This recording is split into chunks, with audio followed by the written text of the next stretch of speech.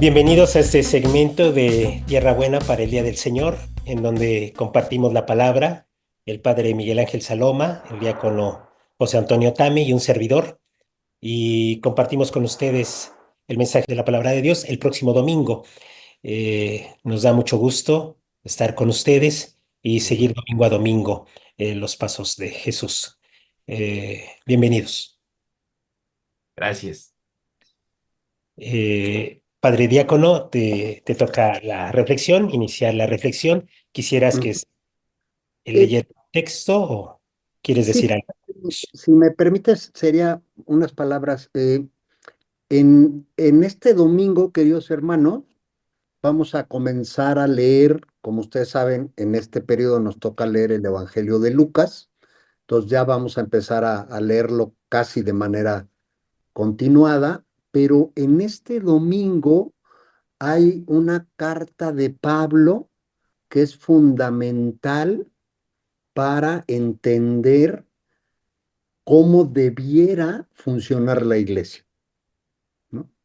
Entonces, yo quisiera que, a ver si ustedes pueden ponerle mucha atención, incluso que la leyeran antes del domingo, para que la puedan reflexionar. Es una carta muy bonita, muy importante para cómo debería ser la iglesia y cómo deberíamos ser como iglesia.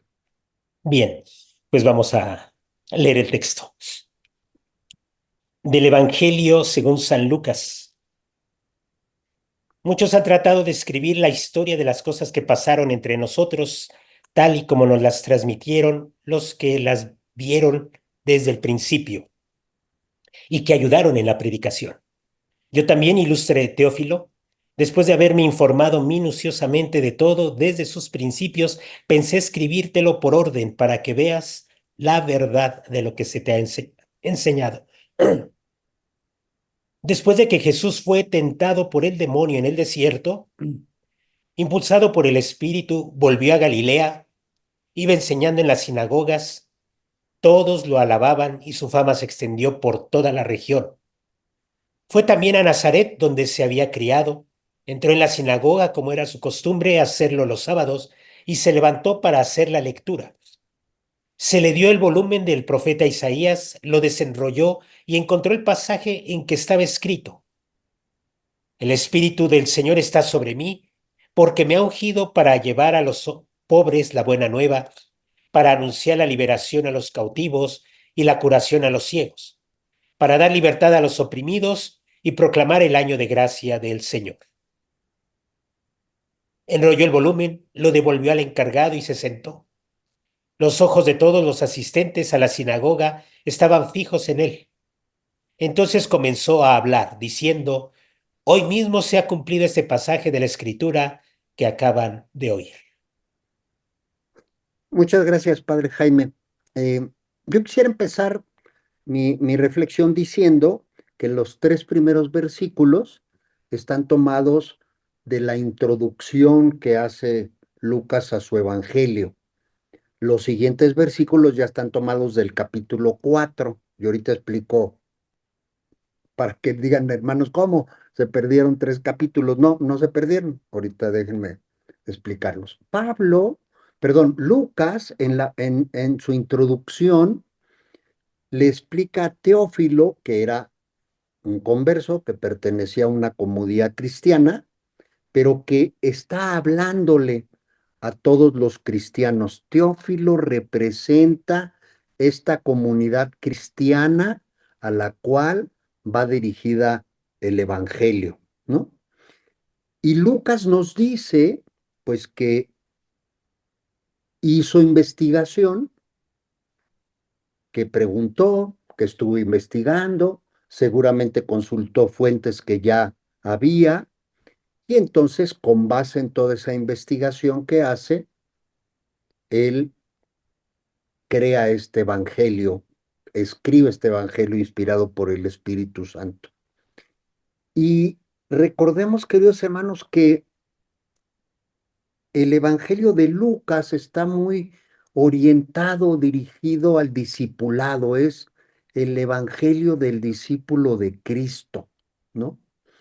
Y por eso Lucas incluye en sus 3 primeros capítulos, Lucas nos habla del nacimiento de Juan el Bautista, Lucas nos habla de la anunciación y el nacimiento de Jesús, y él es el que tiene su evangelio, estas 2 himnos que son constantemente parte de la oración que tiene la iglesia, el Magnificat y el canto de Zacarías, 2 cantos que son una alabanza a Dios ya desde el Nuevo Testamento, ya teniendo a Cristo como centro. Y entonces en los 3 primeros capítulos, pues nos narra todo esto que ya les he comentado, la parte de la infancia de Jesús y incluso la muerte de Juan el Bautista y el bautismo de Jesús por Juan.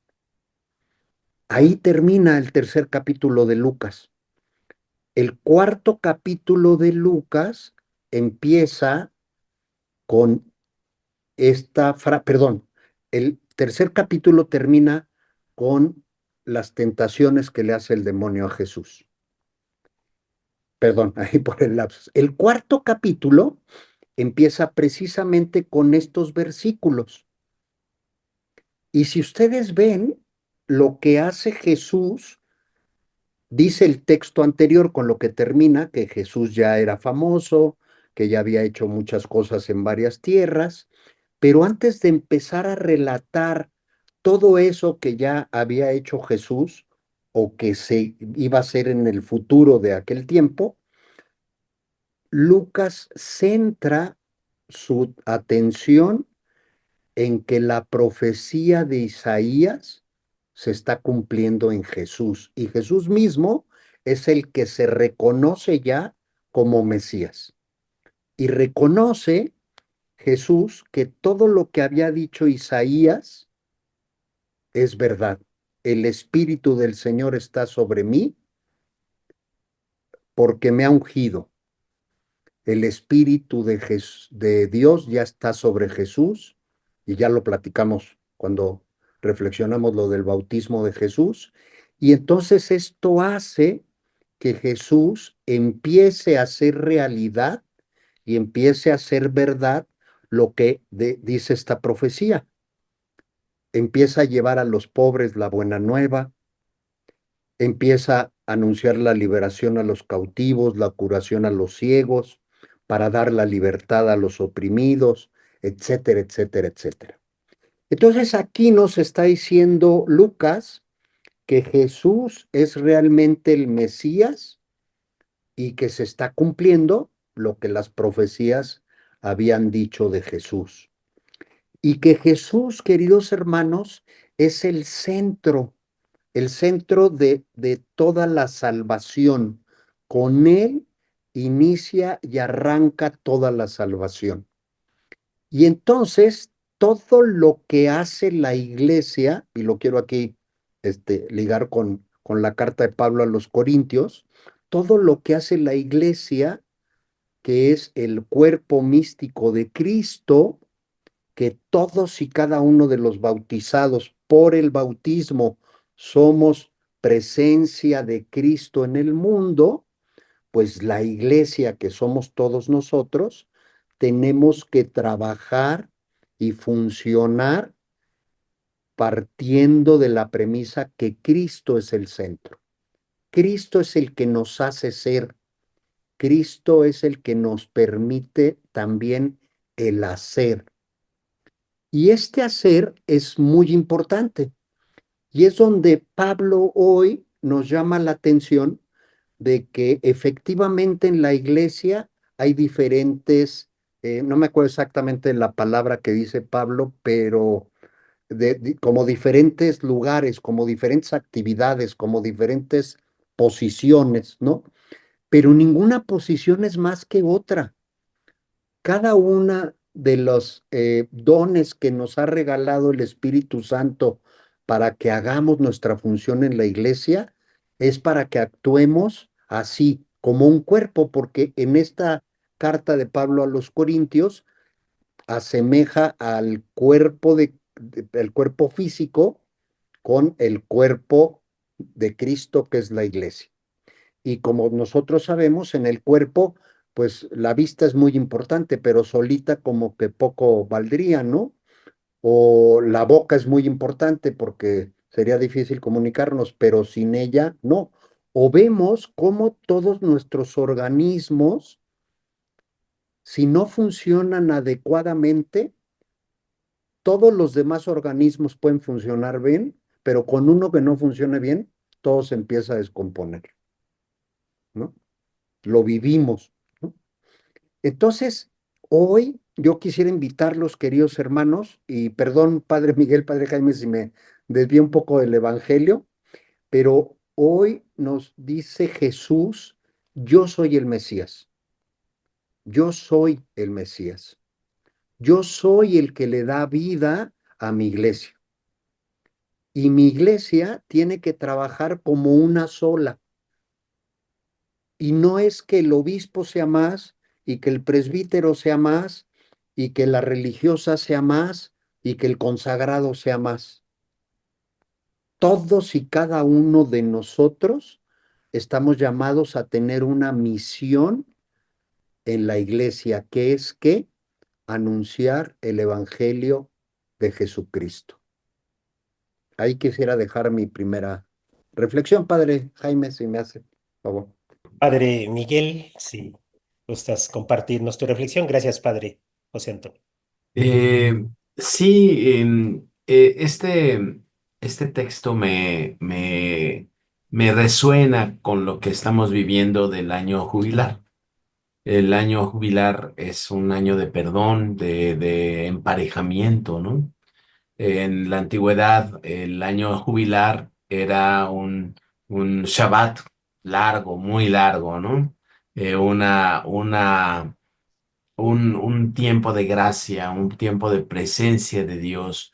Y entonces Jesús, diciendo estas palabras del profeta Isaías, como que inaugura un tiempo de gracia, un tiempo de presencia de Dios.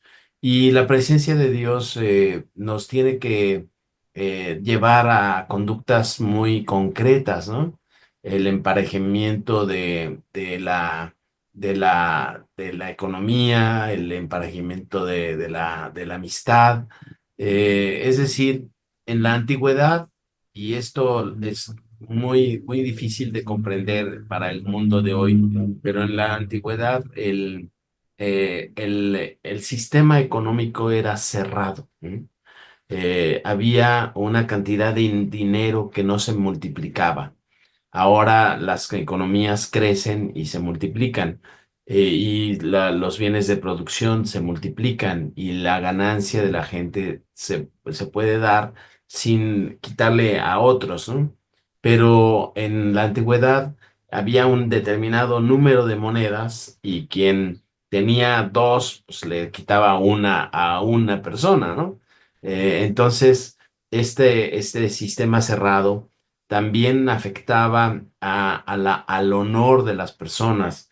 El honor de las personas, si era un honor muy grande, le quitaba honor a otras personas.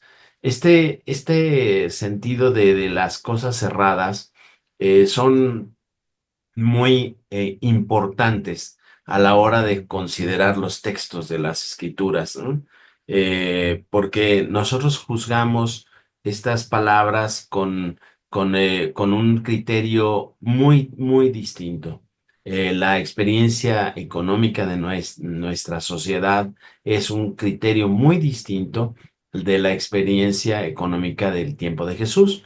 Por ejemplo, los cautivos muy probablemente eran personas encarceladas porque debían dinero a otros, ¿no?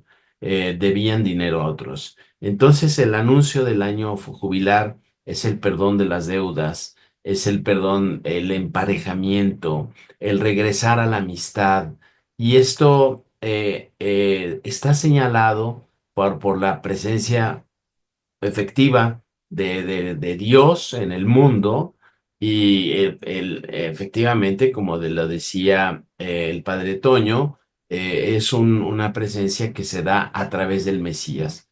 Jesús está adjudicándose para él mismo el poder del Espíritu Santo y el poder de ser el Mesías, el libertador de Israel. Ya pronto veremos el accionar de Jesús a partir de este momento en la sinagoga de Nazaret, este momento muy, muy fundamental, muy fundante de su labor. Antes, yo creo que Jesús estuvo preparándose para ver cómo era el mesianismo que el Padre quería. No era un mesianismo de combate, no era un mesianismo de ejércitos ni de una revolución, sino era un mesianismo que iba a liberar a los pobres y a darle conciencia, a darle personalidad a los que no tenían personalidad, criterios a los que no tienen criterios, valor a los que no tienen valor. Y esta es la labor de la iglesia.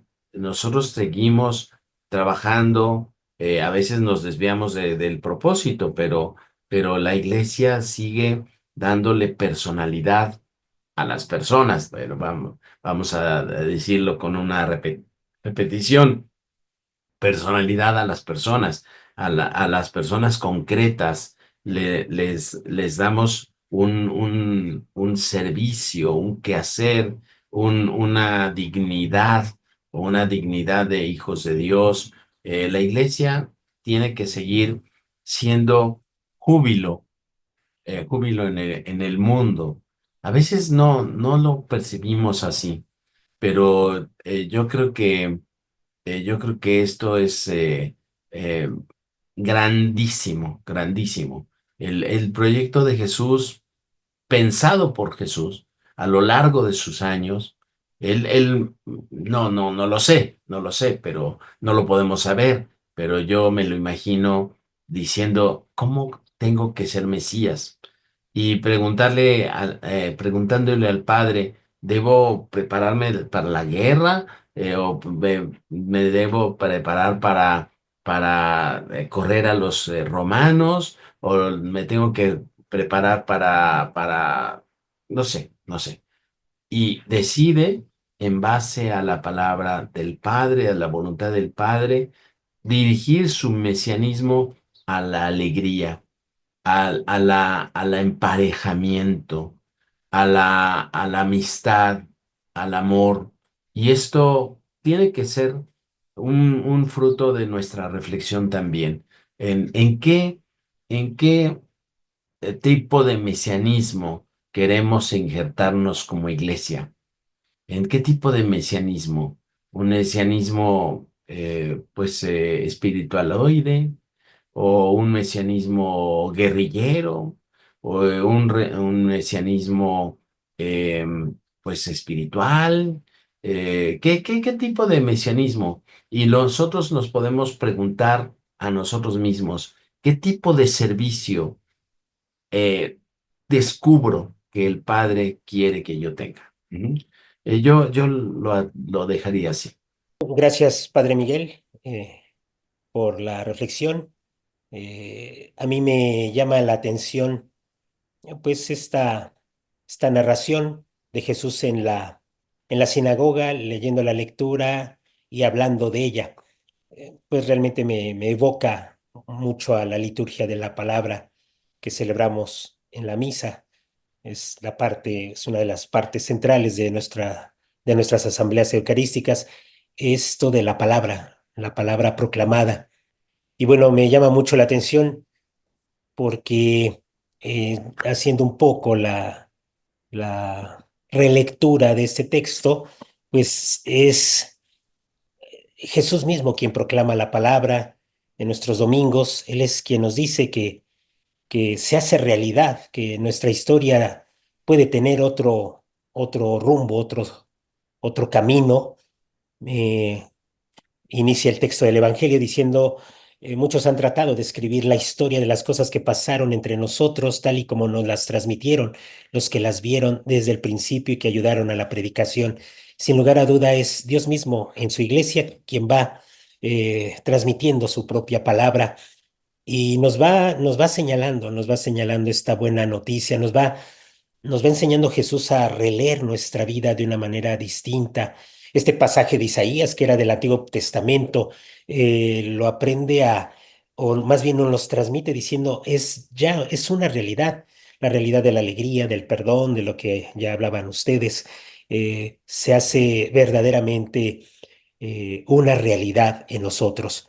Y entonces me lleva mucho a pensar que para nosotros los cristianos esta parte de la Eucaristía, la liturgia de la palabra, es un momento de interiorización, es un momento de interiorizar este mensaje que es real, es ya presente, es en nuestra vida. Es Jesús mismo quien dice, hoy se hace real esto, hoy se cumple este pasaje de la Escritura no solamente en Jesús, sino también en su iglesia, y eso pues es todo él, ¿no? El cuerpo místico de la iglesia, se cumple esa palabra. Ya también lo comentaba el padre diácono, es la iglesia. Entonces, sí veo la celebración de la liturgia de la palabra como verdaderamente una celebración donde Dios proclama el presente de la salvación. Llega a nuestra cautividad, llega a nuestra ceguera, llega a nuestra pobreza, llega a nuestra esclavitud. Él llega y se hace presente y nos hace ver toda esta nueva relación con Él, que es una relación de amistad. Esto sucede en la liturgia de la palabra y por eso proclamamos, por eso estamos atentos, por eso vale la pena pues ya no cuestionarnos tanto de que si vale la misa, si llegué después o no después, sino es aprovechar este momento de vida, es un momento de vida, la liturgia de la palabra, el que los lectores lo proclamen, el que el Padre pues también pueda ir preparando su reflexión. Todo esto significa que Cristo está proclamando el presente de la salvación. Hoy mismo se ha cumplido. Y es un presente en donde el Espíritu Santo es el que actúa. El Espíritu Santo empujó a Jesús para internarse. Cuando la iglesia sabe interiorizar estas palabras, entonces se empieza a internar pues en las realidades del mundo, pero no se interna de manera así como si fuera a la guerra sin fusil ya se interna, una vez interiorizada la palabra, una vez descubierto que se ha hecho presente en mí, que se hace realidad en mí, entonces pues sí, no, nos internamos en estas realidades, ¿no? En las realidades que vivimos, cada una de nuestras comunidades parroquiales, nos internamos, pero nos internamos pues con este mensaje que decía el Padre Miguel, con el mensaje de la amistad, el mensaje del perdón, el mensaje de un tiempo nuevo pues siempre presente, un tiempo nuevo siempre posible para el hombre para que viva esta experiencia de perdón. La iglesia se interna, pero es a partir, sí creo, de la interiorización de la palabra de Dios que se nos anuncia el domingo, que la vivimos el domingo, que la celebramos el domingo y que la vamos interiorizando y se va haciendo realidad. Hoy se ha cumplido este pasaje de la escritura que acaban de oír, no solamente en Jesús, sino pues nosotros que nos injertamos a Jesús, también como lo decía el Padre Miguel, en ese mesianismo que nos injertamos, que es el de Jesús. Por supuesto que hay que ir purificando estas concepciones mesiánicas que tenemos, estas pretensiones de grandeza que tenemos, esta pretensión de búsqueda de resultados y de que todo sea óptimo. Bueno, se va purificando, pero es la interiorización de la palabra, es acercarnos a la palabra de Jesús, como podemos después internarnos a las realidades del ser humano que sufre. Por ahí yo le dejaría. Padre Diácono, una segunda vuelta, ¿quisieras compartir algo? Pues yo quisiera agregar algo que no tiene relación directa con hoy, pero creo que es muy importante. Hoy, en esta semana está la semana de la oración por los cristianos, ¿no? Entonces, nada más recordarles, queridos hermanos, la oración es algo básico en nuestra espiritualidad, ¿no? Cristo nos pone el ejemplo, Cristo oraba mucho, Cristo tenía esa comunicación constante con Dios Padre, Dios Espíritu Santo, y nosotros tenemos que orar. Y esta semana, pues la iglesia nos pide que hagamos oración por los cristianos, por todos los cristianos, ¿no? Sin importar la denominación que estas sectas tengan, que las iglesias tengan, sino por todos los cristianos. Entonces, nada más yo quería pues recordar esto para que nos hagan favor también de incluir en su oración a todos los cristianos. Padre Miguel, una segunda vuelta. ¿Quisieras No, compartir? yo creo que la situación del mundo es una situación que nos puede deprimir. Ujú. Una situación que puede estarnos dando tristeza, ¿no? Las guerras, el problema de las migraciones, el problema de la economía, de la crisis económica. Es un, son problemas que nos pueden deprimir y nos pueden llevar a la tristeza. Pero en este momento de tristeza, el Señor nos anuncia un gozo y el gozo lo tenemos que actuar. ¿M? El gozo nos tiene que llevar a un año jubilar como el que estamos viviendo, de acciones concretas, ¿no? Yo quisiera que nos quitáramos la idea de que el año jubilar nada más es pasar por un dintel, una puerta. No, la puerta es una representación de la actitud interna que nosotros tenemos por hacer una conversión.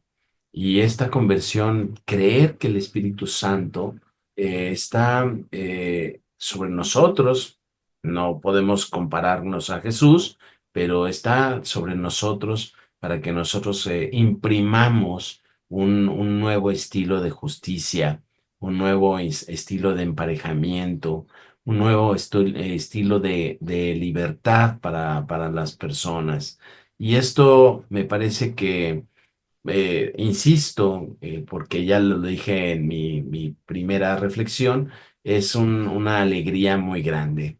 Y entonces, bueno, yo creo que así comenzamos la lectura del Evangelio de Lucas y así comenzamos nuestro año jubilar y así enfrentamos nuestra realidad del mundo y de México y de la relación con Estados Unidos, las relaciones que nosotros tenemos con el resto de América Latina y con el mundo.